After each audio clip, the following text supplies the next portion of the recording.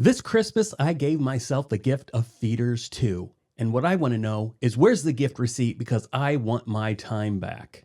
Not because it offended me, not because it was shocking, but because at no point did I feel like this movie needed to exist. Welcome to Creepin' It Real.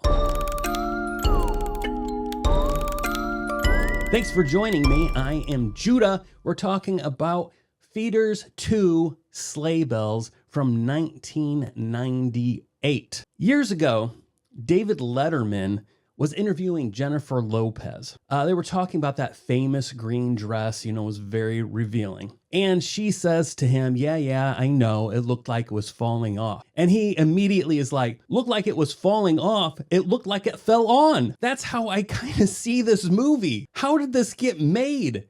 It felt so disjointed and absurd. I'm looking at this and I'm like, this doesn't look intentional at all. It looked like it fell on. So the question isn't what went wrong. The question is, how did it get this far? It looks like it was shot on home video cameras. There's no real dialogue, just ambient noise, like things that you would hear actually going on in some kind of a household that was getting prepared for the Christmas season. No dialogue that propels any kind of a story. It feels like somebody turned a camera on and never decided what it was for. Then it clicked. This movie didn't get made because someone believed in it.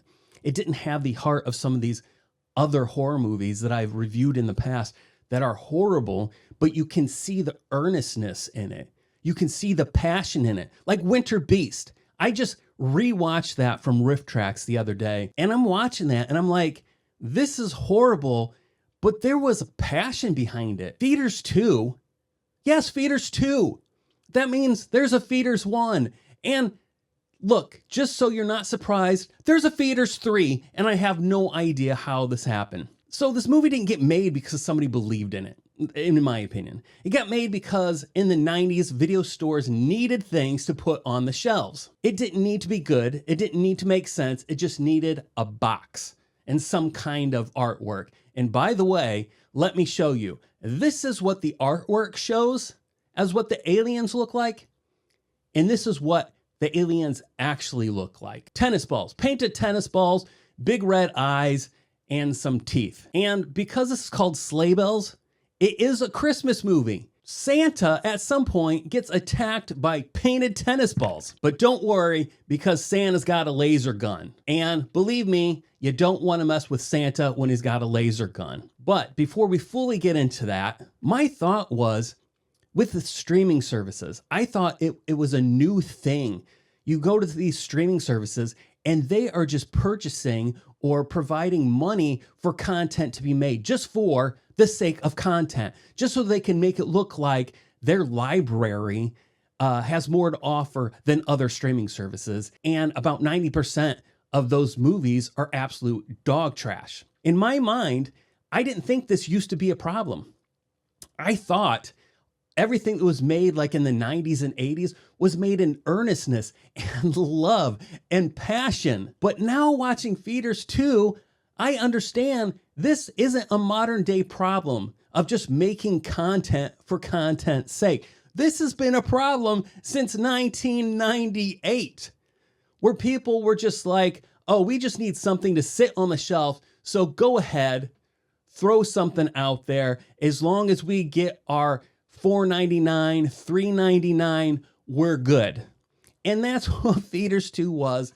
And I don't know if I'm relieved or if I feel shame knowing that so many movies are made simply to trick or fill up shelf space, fill up spaces on a menu for streaming service. And you could look at me and be like, what do you mean you're just figuring this out now? Again, as I already said, a lot of these bad movies from the 80s and 90s, it felt like there was heart. Yes, Trolls 2, hideous. Winter Beast, as I already said, so bad. Empire of Darkness, that one is hideous and I love it. Feeders 2, hey, let's just grab a video camera. Let's throw two storylines together that have no connection other than the fact that there's painted tennis balls in both stories. Not only that, what appeared to be the same actor playing two different characters, two stories that were thrown together. That made it so confusing. I was like, how does this, how is that dad now in this storyline? What does this storyline have to do with that? Is this some kind of a flashback? Is this a flash forward? Are they the same people? I think they're different people, but played by the same character. I don't know. But I think the real thing is, when they were making Feeders 2, they didn't have enough film or story to pad the whole thing and make it a feature length. So they just used leftovers from Feeders 1 and just randomly placed it in Feeders 2. And I think I am not wrong by believing that. Back to Santa. Santa is coming, to fill up everybody's stockings and put gifts under the trees, and he gets attacked by these tennis balls. Then this dad, who is another character in another story that has tennis balls painted in it as well, that is mashed up in this movie, he gets Santa, and Santa's like, don't worry, I can take care of this. He pulls out a ray gun, and he just starts blasting stuff, man. He saves the day. The next morning, the dad wakes up. He goes downstairs, looks around his house.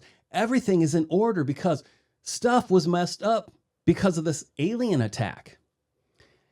Everything is back in order. And the dad's like, oh, it was just a dream. Was it? Because for some reason, these aliens always killed the pets first. I mean, several people die in this movie.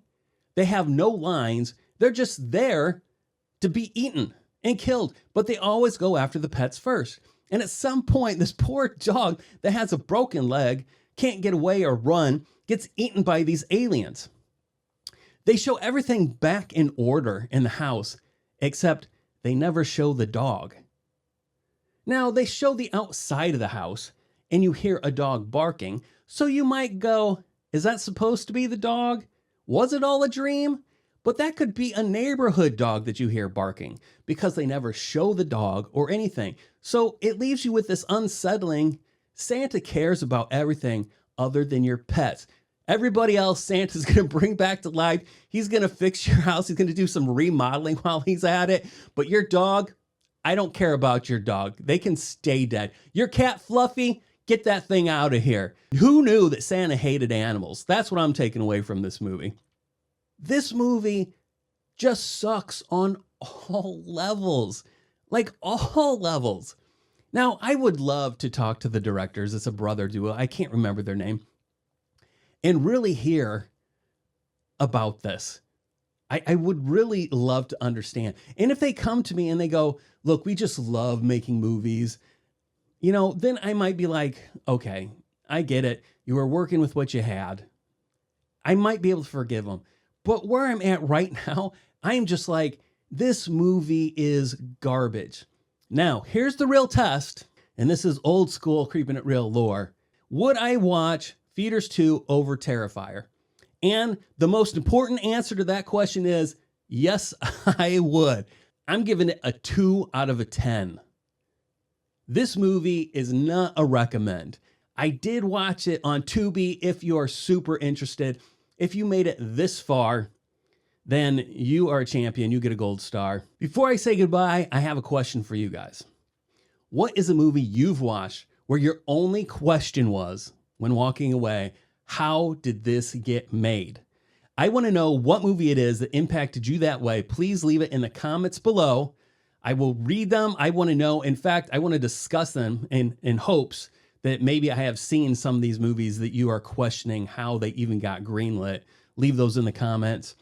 Thanks for watching. Also, if you have any suggestions for movies I should watch, please avoid sending me suggestions like Feeders 2 because, my gosh, the only thing that I can say is it has a super short runtime.